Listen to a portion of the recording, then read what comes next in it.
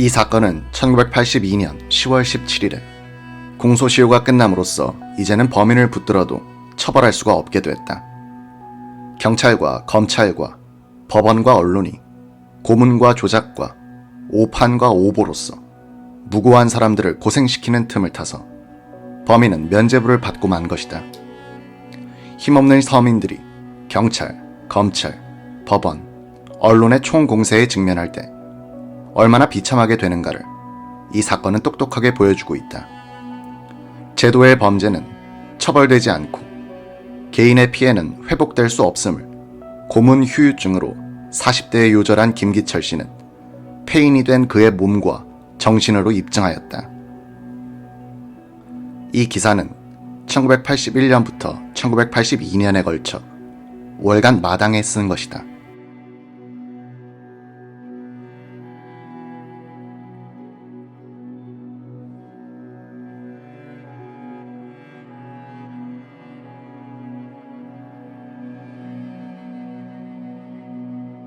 여기 한 장의 사진이 있다. 1969년 7월 26일 무죄 확정 판결 다음 날 김기철 씨가 대구교도소의 문을 나서는 장면을 국제신보 기자가 찍은 것이다. 1년 2달 20하루 만에 다시 창살 바깥 세상으로 첫 발을 내딛는 청년. 셔츠바람, 허리띠 없는 바지, 검은 운동화, 왼손엔 세터와 흰 종이 가방을 들었다. 그 종이 가방엔 연옥 같았던 447일 동안의 수기와 재판 기록이 담겨 있었다. 김 씨를 마중 나온 것은 그를 살인귀, 불량배, 해병대 특수교육 경험을 살려 하수인에게 살인 방법을 가르쳐준 국졸의 실업자로 불렀던 기자들이었다. 김기철 씨는 그들에게 웃어 보였다. 그 수줍어하는 앳된 순진한 웃음이 카메라에 잡혔다. 김 씨는 사회에 대해 하고 싶은 말이 없느냐는 기자의 멍청한 질문을 받고 양심대로 살아가면 누명은 언젠가 벗겨질 것이다 라고 대범하게 대답했다. 다만 그를 이 사건에 물고 들어간 친구 김금식에게는 원망을 돌렸다. 이날에는 김기철 씨 스스로도 이것이 시련의 끝이 될 줄 믿었을 것이다. 그러나 그것은 시작이었다. 김기철 씨는 1938년 5월 24일 부산시 동구 초량동에서 났다. 아버지 김의군 씨는 키는 작지만 당차게 생겼고 어머니 김필선 씨는 보통 남자만큼이나 허우대가 컸다.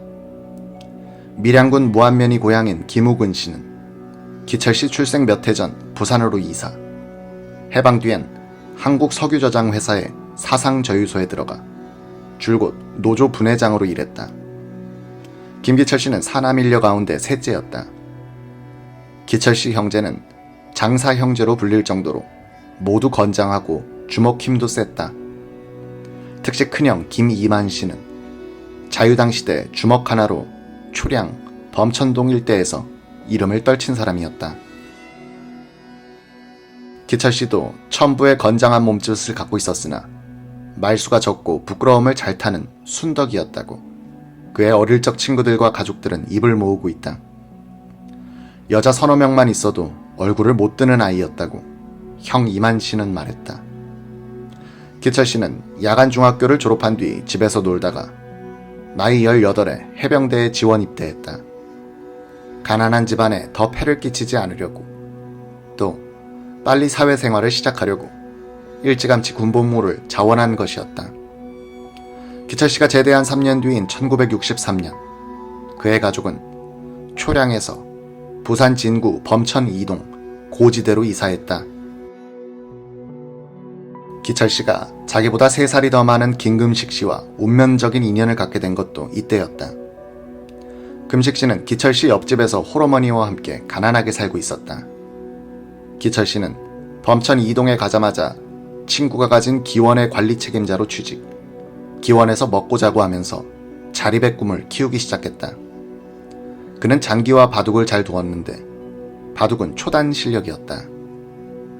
1967년 9월 기철 씨는 어느 시내버스 회사의 배차원으로 취직, 부산 진구 계금동 주차장에서 일하게 됐다. 이때 그의 나이 29. 직장다운 직장으로는 처음 가져보는 일자리였다. 워낙 성실한 기철 씨는 얼마 안 가서 결혼 자금에 보탤 만한 목돈을 모았다. 그러나 이 돈을 친구에게 빌려주었다가 떼어버렸다. 기철 씨는 그러나 크게 실망하지 않았다. 그는 이미 키 173cm, 몸무게 76kg의 당당한 대장부로 성장해 있었다. 너무 어진 것이 흠이긴 했지만 자신의 몸 하나는 어떤 역경 속에서도 지켜나갈 수 있는 힘을 갖고 있는 것 같았다. 앞길이 창창할 것 같은 그에게 운명의 손길이 뻗쳐온 것은 1968년 5월 4일 오후 9시쯤이었다. 나는 저녁밥을 먹고 집 앞에 서 있었다. 이때 남자 5명이 나타나 다짜고짜 나의 손을 비틀었다. 왜 이러십니까? 라고 말해도 소용없었다. 그들은 나의 양팔을 뒤로 젖힌 채 400m쯤 끌고 갔다. 그들은 나를 지프차에 밀어넣고 어디론가 달리기 시작했다. 나는 어느 낯선 건물에서 내려 사무실 안으로 떠밀려 들어갔다. 나의 앞에 앉은 사람이 내가 김태현 검사다 라고 하더니 대뜸 김금식을 아느냐고 물었다. 이웃에 살아 잘 압니다 라고 대답했다. 너 금식이와 함께 1964년 12월께 범천공원에서 아베크 남녀가 가지고 가는 트랜지스터 라디오 한 대를 뺏어간 일이 있지 라고 그는 물었다. 누가 그럽디까? 나는 따지고 들었다. 금식이가 그러더라 라고 검사는 말했다. 그를 만나게 해달라고 했으나 검사는 묻는 말에만 대답하라고 호통쳤다. 나는 시종 그런 일이 없다고만 되풀이했다. 다음날 9시 나는 수갑을 차고 교도소로 갔다. 이것이 몸서리 쳐지는 옥고의 첫날이 될 줄이야.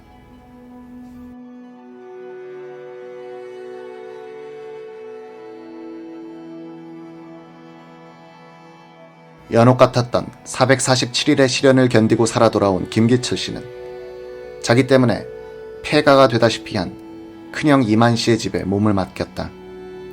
어머니 김필선 씨는 기철 씨의 출감 넉 달 전 53세에 숨을 거뒀다. 어머니는 셋째 아들이 살인범이란 말을 듣고 기절한 뒤 한 해 가까이 시름시름 앓다가 아들의 무죄 확정을 보지도 못하고 끝내 저승으로 가버린 것이었다. 기철이가 나오고 죽어야지. 이것이 어머니의 마지막 말이었다. 재판정에는 한 번도 못 가시게 했죠. 어머니는 매일 드러누워 눈물로 세월을 보냈습니다. 아버지는 그때 회사를 그만두고 집에서 쉬고 계셨는데 그 일 뒤로는 창피하다고 매일 바다 낚시만 다니셨고 사람 만나기를 꺼리셨죠. 기철이와 가까운 사람들은 그 아이가 당모가지도 비틀 줄 모르는 남자라는 것을 알았겠지만 워낙 시끄럽게 신문들이 몰아붙이니 믿을 수도 안 믿을 수도 없었을 겁니다. 기철이가 살인범이라고 신문들이 너무나 자주 지저대니 나중엔 친형인 저마저 세뇌를 당했는지 동생이 혹시나 하는 생각까지 갖게 될 정도였으니까요. 김이만 씨는 이웃에서 동정하는 말을 건네는 것조차 싫더라 라고 했다. 자꾸만 아무리 그래도 너의 동생은 사람을 죽인 놈이다 라고 이웃의 눈들이 말하는 것 같더란다. 이만 씨는 고물상을 하고 있었는데 동생 뒷바라지에 바빠 장사도 제대로 할 수 없었다. 기철 씨의 형수 박두레 씨는 매일같이 면회를 간다고 집을 비워 안살림도 엉망이 돼갔다. 동생 수발에 집에 기둥뿌리가 뽑혀버린 이만 씨였지만 동생의 무죄 확정 뒤에도 손해배상 청구 소송은 제기하지 않았다. 무료 변론해준 변호사님의 충고도 있고 해서 저는 단념했습니다. 살아나온 것만도 다행이다. 돈은 벌면 된다고 가족들을 진정시켰죠. 이만 씨는 동생을 6달 동안 자기 집에 꼼짝 못하게 붙들어두고 개고기와 한약을 먹이며 보신 정양시켰다. 안온한 분위기를 만들어 447일 동안에 모진 진통을 잊게 하려 했다. 그러나 그게 잘 되지 않았다. 기철 씨는 사람이 달라지기 시작한 것이다. 그 변화는 먼저 외모에서부터 왔다. 강건했던 체구는 출소 때 벌써 크게 축나 있었는데 보신의 효험도 없이 야위기 시작했다. 거기에다가 오른쪽 어깨가 비스듬히 내려앉기 시작했다. 목의 근육도 비틀어지고 뻣뻣해져 마음대로 젖히거나 돌릴 수 없게 됐다. 목을 젖히려면 윗몸 전체까지 젖혀야 했다.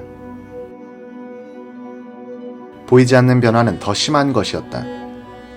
체력이 떨어져 무거운 것을 들거나 질 수 없게 됐다. 군대 삼촌이 휴가 오면 그 굵은 팔뚝에 매달려 턱걸이를 하기도 했었죠. 그런데 그 억센 힘이 빠지더군요. 팔씨름을 하자고 졸라 손을 잡아보면 아귀 힘이 해가 다르게 약해지는 것을 알 수 있었습니다. 조카 김창식 씨의 말이다. 기철 씨의 바둑 실력도 약해졌다. 질 때마다 정신 집중이 잘 안 된다고 투덜댔다. 이것은 그의 정신세계에서 일어나고 있는 갈등과 퇴영의 한 조짐이었다. 또 다른 가장 불길한 조짐은 그가 외부와의 접촉을 끊기 시작한 점이었다. 조카 창식 씨는 출소 뒤에는 삼촌이 바깥에 나가 술집에서 친구들과 어울려 술을 마시는 것을 한 번도 본 적이 없다고 했다. 일이 끝나면 일찌감치 집에 돌아와 방 안에서 홀짝홀짝 혼자 마시는 주량이 날로 늘어갔다. 창식 씨의 눈에는 삼촌이 사람을 두려워하는 것처럼 비쳤다. 그 일 뒤에는 친구들도 피하더군요.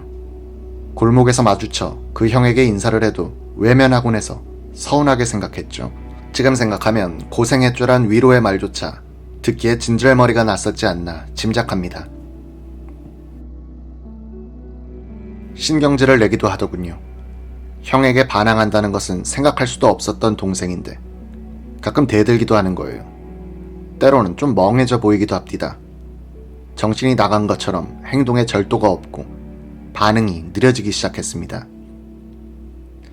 큰형에게만은 가끔 연옥 같았던 447일 동안의 기억을 털어놓았다. 형님, 지금 생각하니 내가 6번 죽었다가 깨어났네요.